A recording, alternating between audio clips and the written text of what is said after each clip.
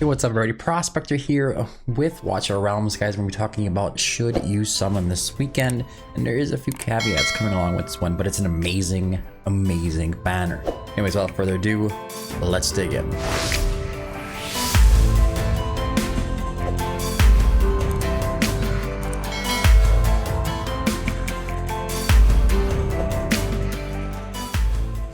Alright, so this weekend's banners are all pretty straightforward. We have the Crazy Invocation of Spirits, Crazy Divine Summoning, and a very blah Ancient Summoning banner. This one is going to be a no. These banners just steer clear all the time. Just steer clear of them. You don't want to just randomly summon on the Ancient banners, okay? Crazy Divines and Crazy Invocation, if you're really early on, it could be a really good idea. Because it's going to help you get a lot of legendaries and fill out your roster and get you started in getting some legendaries. And there's a 2x chance, so it really helps out early game players, just triggering that legendary to come out and hopefully be a decent one, or something just more useful than your basic Wrath or Oleg or whatever. So yeah, technically you could summon on this, but we also have the Special Invocation of Spirits and Divine Summonings, which is going to have Silas and Aylin. Now, I want to start off talking a little bit about Aylin, okay? Aylin has become one of the most sought after legendaries in the game as far as healers go, and it has to do with this AoE damage reduction right here on Lunar Haven, okay? The reason this is so important is because her range is really good, and she's also basically almost required to get that 60k in Abyss 1. Now I have a team personally that I don't use her on, and I managed to get by without having her on there, but you can't really make it past phase 5 without having Aylin on the team, just because the raw damage coming in is just so harsh, and she's able to do an actual AoE heal to all of the heroes within her range. And it's a very nice range.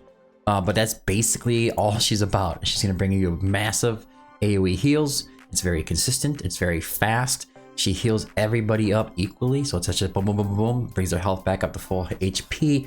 And it's very important and crucial on Abyss 1, especially if you're struggling on just staying alive. You put down an Aylin and a Furcy, and then you have your Diao Chen in there for inspiration, and she's going to make a world of difference as far as your team staying alive, okay?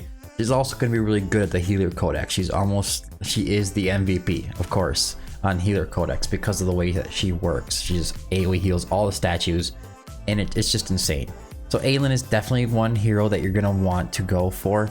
I have a hard time telling you guys no, but I do know there's going to be some crazy banners coming up for Christmas, for the Frostfall Jamboree that's going to be coming up pretty soon. I do know we're getting a free Soulstone, all kinds of stuff like that.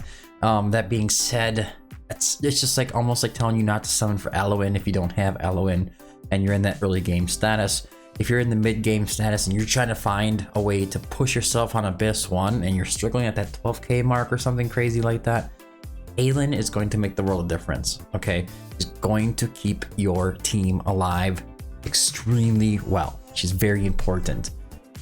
All right, so with that being said, we also have a Maul on here, Nasalt and Nasande. Nasande is going to be really good for APOC 1.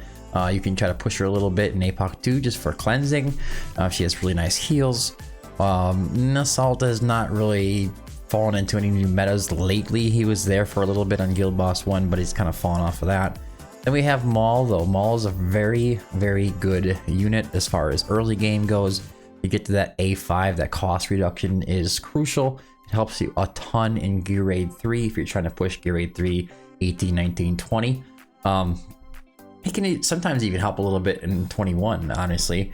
He's a really good hero. And also, he's one of my favorite units to bring into Gear Raid 2 for the 19, 20, and 21 as well. Especially 19. Especially 19. If you're just trying to cross that threshold right now, targeting Maul is not a bad idea. But the big man of the hour, Silas. Silas is very unique in this game, and he's been around for a very long time. Silas does this thing called soul sniping. Deals 140% damage that ignores 50% of the target's defense, and then you go over the ultimate, he gets a massive damage increase of 80%. The effect duration is nice, solid 20 seconds. and every attack becomes soul sniping that ignores the defense and magic resistance of the target for 15 seconds. Notice it doesn't say a percentage of the defense, it's all of the defense, okay? So he is hitting that target directly to the HP with everything that he's got, and it is a ton of damage. Now, if you don't have Vierna, I could understand why you wouldn't summon for Silas, because he's not gonna just like come onto your account and be game changing. The bond skill here is going to literally double his damage. Now it says here, during the effect of Shadow Cloak, that's going to be his ultimate. Soul Sniping deals 100% extra damage. When they say 100% extra damage, they're just saying it's dealing double the damage. And what actually happens is he sends 2 arrows out every single time he fires during his ultimate that is basically doing exactly as it sounds. He's just hitting them twice for double the damage. Now what makes Silas so unique? Besides that, he is just this, look at this, 5555555 Void Rift. He's amazing at Void Rift. If you are struggling in any stages on Void Rift, Silas usually goes down on most of those stages and just rips things to shreds. Your Dungeon 2, obviously he's gonna be really good as well. Guild War, they gave him a 5. I would say he's not really a 5, he's decent. He's a very good option. Faction Trials, of course, he's gonna dominate there. Anti-air DPS in Arena, this will work out up to, you know, approaching Overlord. He's not gonna be in there like Apex Overlord or anything like that. Titanic Ruins, he's also very good. He can help push that threshold if you're trying to hit like to 120k. He's not going to be a record breaker, but he's definitely going to be doing a lot of damage. Single target DPS, he also sticks out. Tower Deception, sure. Drake's Chasm. In Nightmare 4, Silas is like a go-to hero. He just goes in there, ignores all the defense, and just rips the boss apart. It's very common to see him in there. Mortal Codex, of course, he's going to be good in there. The Pelagios boss is going to be great option. Gear Raid 3, absolutely. Gear Raid 3, Silas is going to just punish the boss down the center. He can almost take care of that by himself up to like 21-22, where you're going to start having to push other heroes and do more damage to that boss, which is fair. Tide, yeah, maybe a 4.5. I would say would be more ideal. His BP isn't massive, but it is okay. Gear Raid 2, you can use him as an option there. He's not ideal, but I would rather bring a Maul. Malik's Halls of Illusion, sure, he's gonna be really good. EXP Raid is fine, Gold Raid is fine. Artifact and Teal Raid, he's actually pretty amazing. You could even give him a little more than a 4.5, I think, on that. Your Dungeon 1 is probably a 4. Your Raid 1 doesn't really belong in any kind of AoE content, which they got this pretty locked in pretty good. I like the way they have that there. I actually agree with most of the ratings on this hero, which is very rare. But anyways, his soul sniping ability is very, very, very, very amazing, especially if you bond him with Vierna. Should you summon though? Should you summon? I amped up these heroes a whole bunch during this video this whole time, and what I'm gonna tell you is, if you can hold and you don't need them for sure, maybe not. Maybe not. The reason being is because the Frostfall Jamboree is coming up. We're gonna have some dull moments coming up after Christmas and after New Year's where banners like this would be a little more appealing, but there's also gonna be a bunch of new heroes coming out. There's a bunch of new heroes going to be coming out in January, December. We have all kinds of things going on. And I'm just thinking, I don't want to tell you to summon for Silas. And maybe you do. Maybe you decide to summon for Silas and Aylin, and I would understand that completely because they can change your account. But then you get there and then you don't have enough to summon during the Frostfall Jamboree or any of the events coming up for New Year's, okay? So it's not as simple as, should you summon? Yes, just go for it because he's amazing. He is amazing. But there's some things going on pretty soon that I think you guys should hold off on if you can.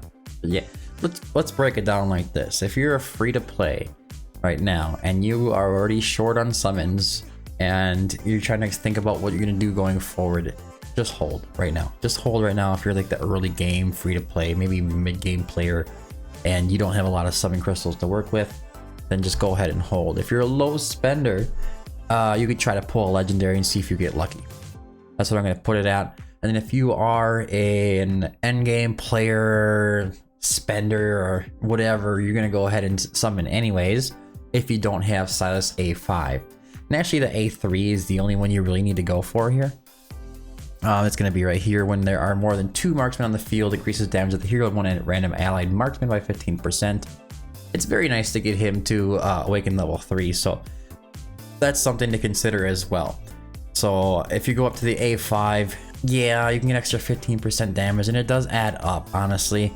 But it's really hard to justify focusing on that right now at this time in the game.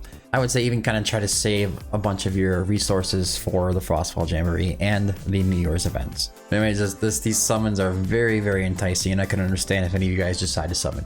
Let me know down in the comment section if you're going to go ahead and go for Silas and Aylin. I would like to see kind of like a roundup of, you know, how many of you are actually going to do it regardless of what's going on in December or the New Year's events. But I just want to say I did give you this warning, so when the events do come out and they pop off and new heroes drop and you guys are upset about too many good banners coming around at the same time, you're gonna have to start being selective, because the company seems to be pushing out a lot of new heroes every single month. And I think it's good for the game personally, and you guys may disagree with me on that, which is fine. But more heroes just means more diversity means more options means more fun, okay? But yeah, anyways guys, let me know what you're going to be doing for this banner coming up this weekend. That's it for today's video. I hope you found it helpful. If you did, don't forget to like and subscribe. Make sure you check out prospector.gg, join the Discord. Now I've been the Prospector. Thanks for tuning in, and until next time, keep digging.